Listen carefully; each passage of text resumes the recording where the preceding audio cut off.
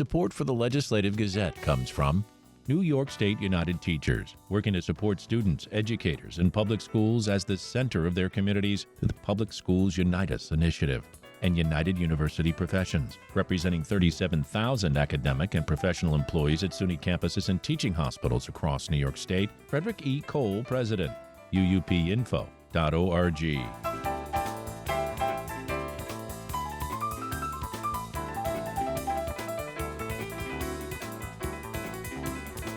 Governor Kathy Hochul signed the Climate Change Superfund Act into law, making New York the second state in the country to hold fossil fuel companies responsible for climate impacts. The Legislative Gazette's Dave Lucas reports. The Climate Superfund law, signed by the Democrat the day after Christmas, establishes a climate change adaptation cost recovery program intended to raise $75 billion over 25 years from gas and oil companies blamed for contributing to climate impacts like flooding and severe heat. Environmental advocates and state legislators alike hailed the development. Third Act, upstate New York, climate activist Michael Richardson says the science supporting the law is clear. The production and burning of fossil fuel is the primary cause of the climate disruption that we're suffering from. With the signing of this Climate Change Superfund Act, which might want to be called the Taxpayer Relief Act, Big Oil will at long last be held accountable for the damage they sow upon our communities. And they cannot continue to make exorbitant profits, which they've been making over the past few years, by not paying for the destructive consequences. State Assembly member John McDonald of the 108th District, a Democrat, expects court challenges. People can be happy about it today, and I supported it, and who knows, hopefully it'll be successful. But like anything else, I also think it's going to be subject to years and years of litigation, which still puts us in this very difficult spot that we need to make positive and accurate changes to recognize that the climate is changing. And same token, we need to be mindful of the fact that we need to make sure that these changes don't have a negative adverse impact on the average family's household. If anything has been learned in the last several years, but particularly the last election, affordability is first and foremost in people's minds. The American Petroleum Institute responded to a request for comment by email, stating, "This type of legislation represents nothing more than a punitive new fee on American energy, and we are evaluating our options moving forward." In May, Vermont became the first state with such a law. Elena Mihaly is the vice president for the Conservation Law Foundation of Vermont. We are thrilled that New York is now an ally with Vermont in enacting this kind of climate accountability legislation to hold the fossil fuel industry accountable for their fair share in the costs of climate pollution to the states of Vermont and New York. And we actually have a preview of what the American Petroleum Institute's concerns are with the law, because they filed comments in the New York and Vermont legislatures during the adoption of both of the laws that kind of laid out what they felt was either unconstitutional or other concerns with the law. And in Vermont, we had the benefit of that to help make sure that we shaped the law to be defensible to all of those concerns.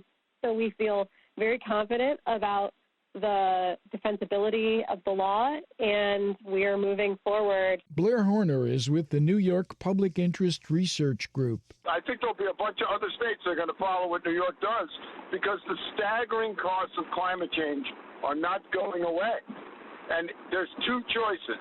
Either the taxpayers pay for it or the oil companies pay for it. We think it should be the oil companies. Again, Richardson. As the next legislative session begins here in January, we need to move beyond the incrementalism that has happened from the legislature and the governor in funding and implementing our landmark Climate Act. We have all the knowledge and tools to transition this New York State economy from fossil fuels to renewables. All that is needed is, quite candidly, the political courage and the political will. Now, that's been demonstrated after 2 years of effort on this climate change Superfund bill. And it is landmark in the sense that there are now 4 other states that are queued up to follow the lead from Vermont and New York. Hochul said lawmakers agreed to several changes to address implementation and operational concerns, including giving the State Department of Environmental Conservation additional time to create the program. For the Legislative Gazette, I'm Dave Lucas.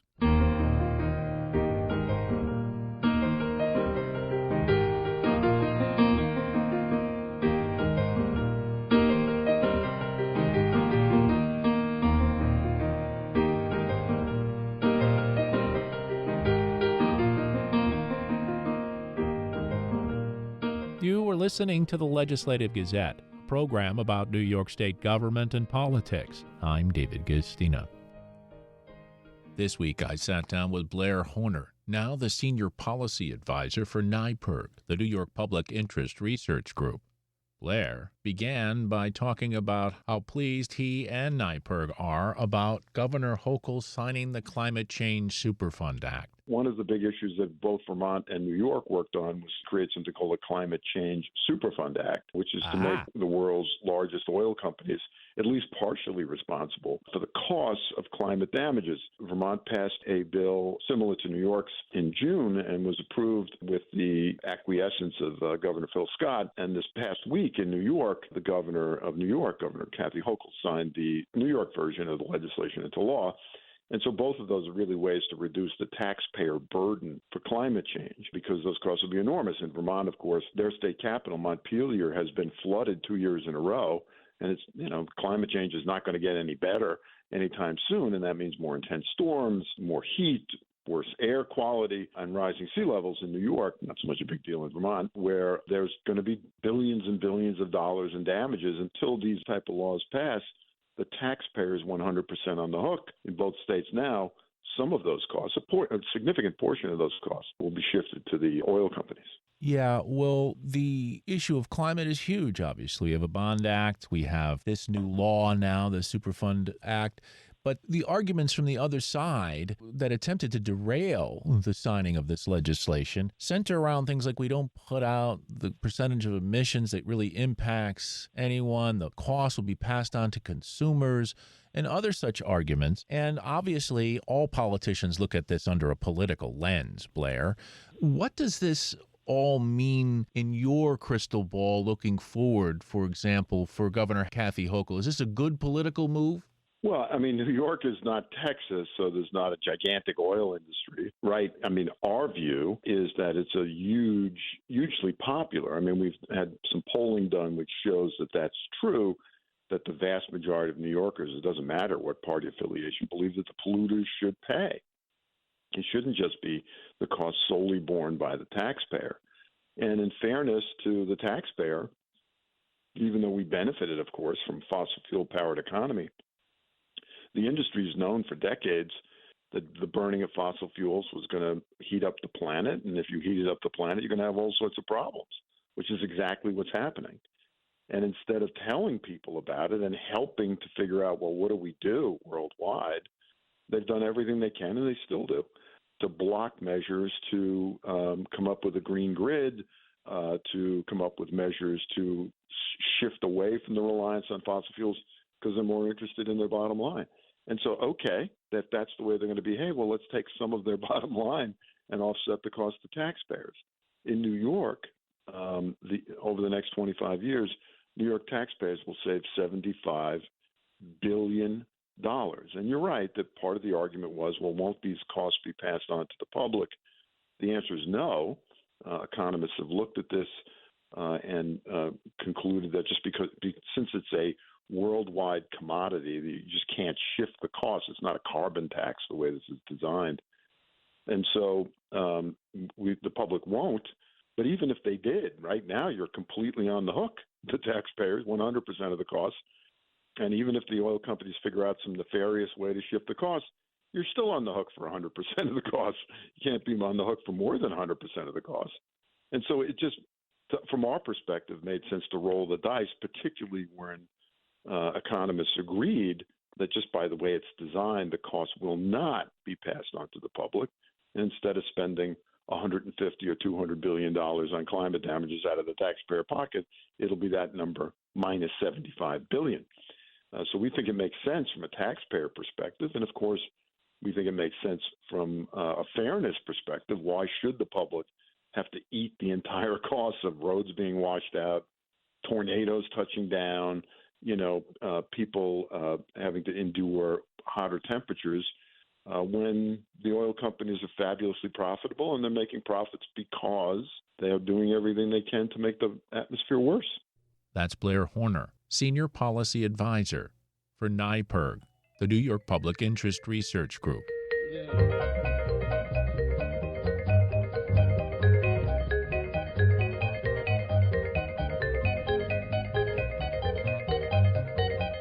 You are listening to the Legislative Gazette, a program about New York State government and politics. I'm David Guistina. New York State ranks last in the nation for delivery of early intervention services, therapy for babies and toddlers with developmental delays. But advocates say things have gotten a lot worse in just the last few months after the launch of a new software system. They say it's making it harder for therapists to get paid and even harder for children to get therapy. The New York Public News Network's Amy Feiereisel has more. Financially, this fall has been really stressful for Lacey Schweigert. I had no money. I didn't know if I was going to be able to even have a Thanksgiving meal with my children. But Schweigert didn't have a medical crisis or get laid off from work. She's a special education instructor, and she has been working, providing therapy to babies with developmental delays in Albany and the Capital Region. She just hasn't been getting paid. I'm not getting paid consistently, and I'm not getting fully paid. I haven't paid my rent this month because I only had enough for half of it. Schweigert is one of thousands of early intervention providers who've been struggling since October 15th. That's when New York State launched a new software system to manage early intervention. But it's been slow, glitchy, and in some cases, non-functional. And so this is all just lots and lots of extra time, and therapists are having to work late into the evening and weekends and not getting help or relief from it. Rebecca Kelly is the early intervention manager for Lewis County. She says in the new software, tasks that used to take 15 minutes now take hours, and there's no way to get help. I've had my own service coordinators with the county waiting 2 hours plus for a phone call, and then when someone answers, they're not even able to help you, so then they have to put in a ticket. What's frustrating for Kelly is that the new software, EI Hub, has been in the works for 4 years. And in its testing, Kelly says providers told the state and the company that made it, called Public Consulting Group, or PCG, that the software didn't work. And that's really unfortunate because we all could sort of see the writing on the wall with how this was going to play out, which then translates to down the road, a domino effect for our children in getting services in a world where we already have a significant number of kids on the wait list in the North Country. I put in requests for comment to the offices of PCG, Governor Kathy Hochul, and the state's Bureau for Early Intervention. Just the last responded via a written statement. It said it was critical that the state move to new software because the old system from 2013 was vulnerable to security and safety concerns. At a meeting in Albany last week, PCG project manager Lauren Zielinski said the company has been making improvements to EI Hub since its launch. And we're committed to keeping communication as transparent as possible with all stakeholders. And again, we look at you as partners when we hear your feedback. But the problem and mounting frustration from providers is a lot bigger than just glitchy software. New York State ranks 50th, as in last, in the United States for fulfillment of early intervention services. For years now, there's been a shortage of therapists and long wait lists for nearly every county in the state. It's a repeated pattern for New York State to treat providers poorly, and then we don't have providers. Tracy Harris runs a therapy agency in Watertown in Jefferson County and has been working in early intervention for 3 decades. She says the biggest issue is pay. You see, early intervention providers work as independent contractors, and they're paid according to fixed rates set by New York. Those rates haven't changed since 1994. Nowhere else in the state would workers work where they weren't getting incremental increases with costs of living and expenses. Harris says early intervention therapists have been leaving the field for decades now, seeking private work or jobs in K-12 schools where they can expect raises, a pension, health care. She says that's why the launch of a non-functional billing system feels like such a slap in the face. It's why she started advocating and trying to organize with other providers. And we really need to push the lawmakers and our governor to do something so that this program, which is so critical, I mean, again, it's the most vulnerable children that we have across the state, can be successful. Andrew Cassini, a Rochester-based occupational therapist, is another provider turned advocate. He started a Facebook group for therapists to troubleshoot their issues with EI Hub. But it's unreal that professionals need to go to a Facebook group to achieve help to do their jobs when PCG was awarded $53 million. Cassini is referring to the state contract PCG was awarded in 2020. He and others are questioning why New York State hired PCG in the first place. They have such a terrible record in other states that anybody could Google. Here's a few cases. In 2017, PCG started providing early intervention software for the state of New Jersey, with very similar rollout problems and providers not getting paid. That same year, the company was sued for systematically denying overtime pay to Pennsylvania home care workers. In 2018, Mississippi's Department of Education abandoned a $5.5 million special education software contract with PCG. This is all public record, and Cassini says he doesn't understand why New York chose the company. It's unfathomable that this history of PCG was unknown to the New York State Department of Health. The state says PCG was selected after it was the, quote, sole vendor to submit a proposal, end quote. At the Albany meeting last week, PCG spokesperson Rob Lillipop asked for patience. I ask, providers to stick with us. It's important. But patience is wearing thin. A Change.org petition decrying the EI Hub rollout and asking for Governor Hochul to intervene has over 13,000 signatures. There's been no response. Several advocates I spoke with say they're calling on the U.S. Department of Education for a federal investigation into New York hiring PCG. Tracy Harris, the early intervention provider in Watertown, says while EI Hub is making therapists' lives a nightmare, it's children who will really pay the price. It's not children with mild delays. It's children with severe disabilities and diagnoses, and they need their services. These strategies that we give them when they're really young can help them develop all the way through. When babies and toddlers don't get that help, Harris says they go into school with much bigger issues that take a lot more work to address. Shortly after I spoke with the therapist in Albany, Lacey Schweigert, she was told the rest of her unpaid claims since October 15th would be pushed through. She said she was grateful, but it left her wondering, what about the claims she put in next week? The New York Public News Network's Amy Feiereisel.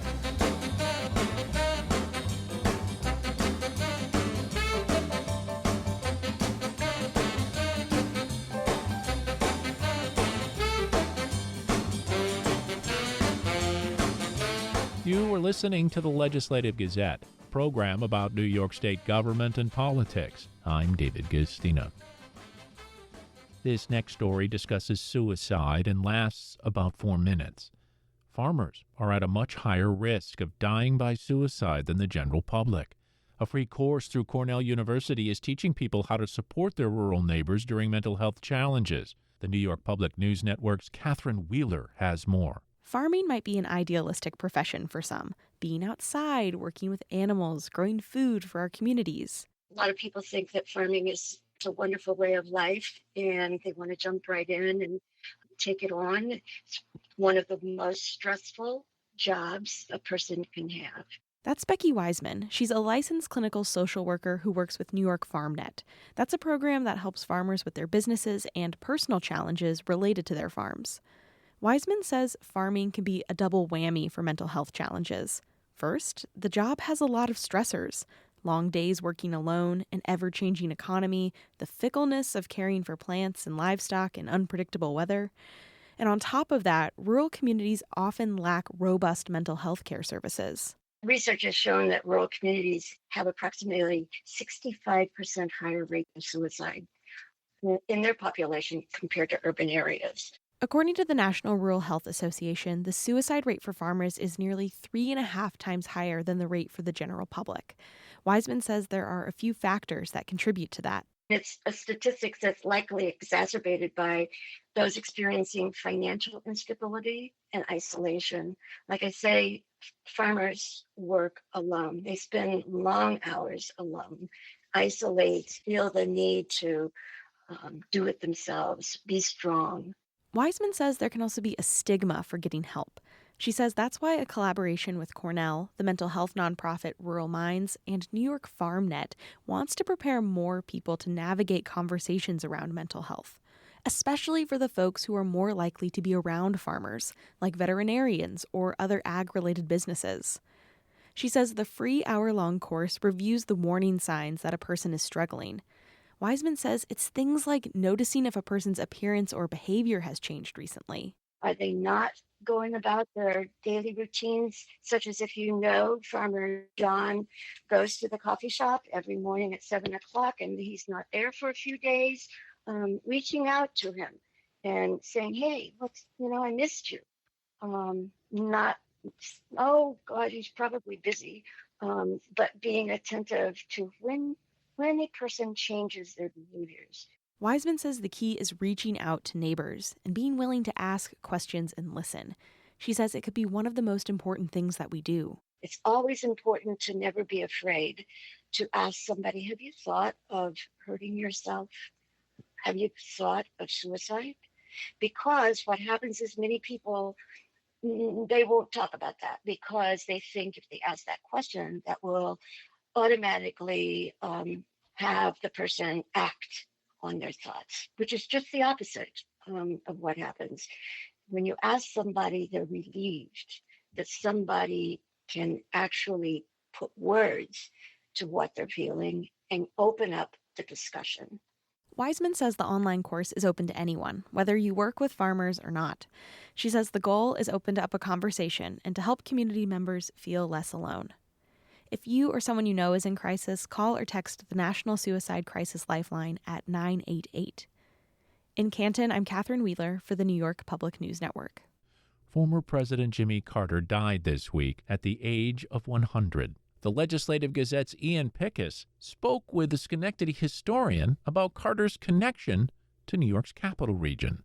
As the nation pauses to remember President Jimmy Carter, the loss of the longest-living president is being felt in the Schenectady area, where Carter spent some pivotal months long before embarking on a political career. In 1953, Carter and his young wife Rosalynn were stationed in military housing while he studied nuclear physics at Union College. Carter had been tapped to work on a new atomic submarine program. 2 decades later, while running for president, the Georgian briefly returned to campus for the only time during the New York primary campaign. Joining me now for more is Schenectady City historian Chris Leonard. Thank you for being here. Happy to be here. How did former President Carter wind up in the capital region? After graduating from the Naval Academy, later to be President Carter, was tapped by Admiral Hyman Rickover, who was the father of the nuclear navy, to go specifically to Schenectady, to Union College, and to be part of the Knowles Atomic Power Labs in West Milton, which would later become the Kenneth Kesselring site. While he was in Schenectady, he was taking classes at Union College. He was training NCOs, and he was working on the engine and the preparations for the second nuclear submarine, the Seawolf, that was being planned. What was the city like as he would have encountered it at that time? Well, he's coming into Schenectady in the 1950s was really at its full peak. Population over 100,000 people, General Electric in full sway, Alco doing very well, and it was a busy city with a lot of commerce, a lot of things happening. What do we know about what Carter's life was like while living in Schenectady? Well, he lived on Duanesburg Road here in Rotterdam, which was military housing. He was here with Rosalynn and 3 young children, and he was, he looked back on it as a happy time because he was doing a job he really liked and was greatly respected for, and his family was thriving. He didn't stay here very long. How come? He was here less than a year. He did extraordinarily well at the Knowles Atomic Power Labs, and it looked like he had a bright future in the military. His father, Earl, passed away in 1953, and Earl ran the family's peanut farm, which was about 5,000 acres in the small town of Plains, Georgia. and it employed about 1,500 people in that small town. So Jimmy had decisions to make. Was he going to stay career military, or was he going to go down and take over the family peanut farm, which he eventually decided to do? Did he retain any sort of connection with the city or its people in the years after leaving? Yeah, he did come back in 1976 when he was on the campaign trail and had a stop at Union College where he touted his time here and said that he always considered himself one of you, meaning part of the Union family. He was an extraordinarily intelligent man. And he got out of the Naval Academy graduating like in the top 10% of the class. And also all of this training that he had in the nuclear field, that the graduate work he was doing at Union College, came to play during his presidency with the 3 Mile Island accident. So it was being explained what was happening at the plant at the time of the failure. He understood it, so he could embrace it and speak to it and work to get the right people in the right place to do the right things to make sure nothing, really exploded down there. To what extent is President Carter's time in Schenectady remembered today? Well, those of us who tune into presidential history, we do remember his time very well, and especially those who are interested in local history. As for commemorations, there is a plaque outside the home he lived on Duanesburg Road commemorating his short time that he was there. We've been speaking with Schenectady City historian Chris Leonard about the short time that former President Jimmy Carter spent living and working in the city. Thank you for breaking it down for us, Chris. Happy to do so, Ian. The Legislative Gazette's Ian Pickus. And that about does it for this week's show. The Legislative Gazette is a production of WAMC Northeast Public Radio. We had help from the New York Public News Network. You can listen anytime at WAMCpodcast.org or anywhere you get your podcast. Look for program number 2501. And join us again next week at this same time for more news on New York State government and politics. For the Legislative Gazette, I'm David Gustina. Happy New Year.